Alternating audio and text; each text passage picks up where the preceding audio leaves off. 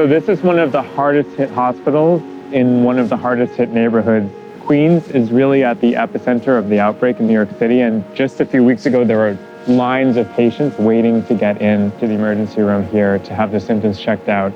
There's nobody here today. This is one of the hopeful signs that the curve of new infections might be flattening in New York City. The coronavirus pandemic has shut down New York City for more than a month now. 8.6 million residents sheltering at home, non-essential businesses closed, and an eerie quiet except for the constant wail of ambulances. We're seeing the same numbers of very sick people, but the worried well are staying at home more so. And if the social distancing rules get relaxed, then those that are asymptomatic carriers, we could have another plateau. We could have another influx of people getting really sick again.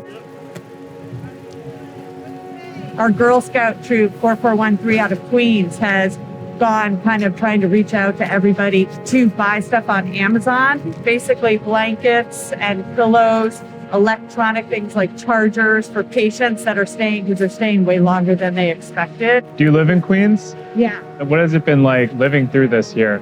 Well, it's tough. And I lost my dad to coronavirus, so a week ago today. So it's hard. It's impacted everybody differently. But there are a lot of people who, shouldn't be in this situation. And all of a sudden, with people helping them, it's amazing. So, they're the heroes. The death toll in New York City alone has passed 10,000. It surged after local officials started including people who were presumed to have died of COVID-19 but didn't have a positive test. So these refrigerated trucks are serving as makeshift morgues, and they've been sent to all 5 boroughs of New York City because there just isn't enough room in the hospitals for all the people who are dying of COVID-19. The racial disparities in COVID deaths are now becoming clear. In New York City, Black and Hispanic residents were found to be twice as likely to die from COVID as white residents. And for those whose bodies go unclaimed, the city holds burials on Hart Island in the Bronx.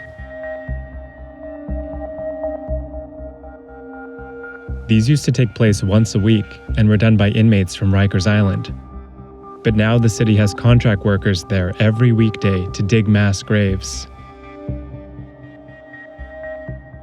What I want people to know is that these people are dying without anyone next to them. KP Mendoza is an ICU nurse at Mount Sinai Hospital in Manhattan.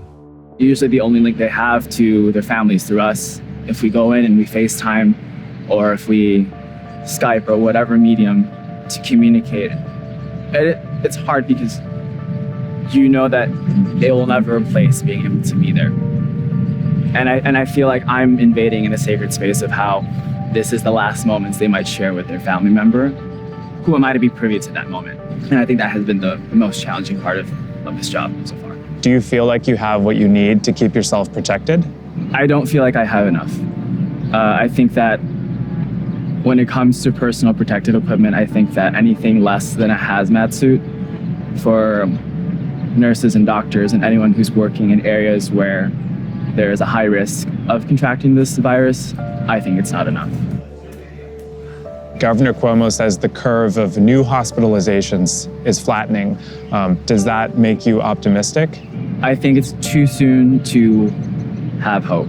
I say that because even if we reach that peak, there will be a plateau, and my patient ratio, my patient safety, my stress as an ICU nurse won't diminish at all. So you're just 2 years into your career as an ICU nurse. Did you feel prepared for this? I don't think school would have ever prepared me for a pandemic, but I think really what prepared me the most was the unit that I work on. We support one another, and I think that is the key to making it through this pandemic. I walk in knowing that at least I have the support I need in the form of people.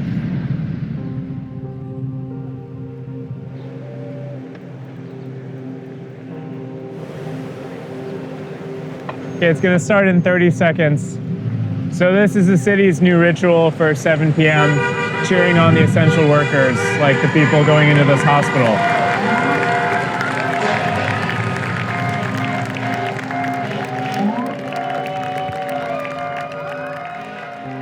There are some hopeful signs that the worst days could be over for the city.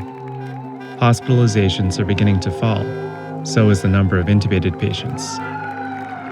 New York City's social distancing is working to flatten the curve. There's a sense of solidarity, but it doesn't look like we're going back to normal anytime soon.